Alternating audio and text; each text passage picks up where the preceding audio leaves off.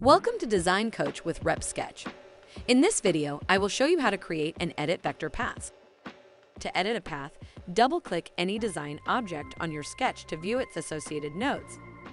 These path editing tools will be activated in the side menu to further help you through the process. Now, if you want to edit the shape of an object, start by selecting a path. To select a path, hold on to your Shift key and click on these corner nodes of a path you wish to edit. Your nodes will turn solid green along with this highlighted green path to confirm your selection. Once a path is selected, simply drag your nodes to reshape. To add a node in a selected path, use this Add Node option from the side menu and reshape accordingly. To remove a node, select one and use this Remove Selected Node option here. You can also add a curve to a path by double-clicking on any node to activate these control handles. Drag these handles to customize the path shape as required.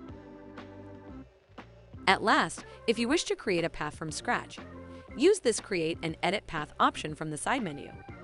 You can select between straight or curved line options and customize your path shape using nodes as shown earlier.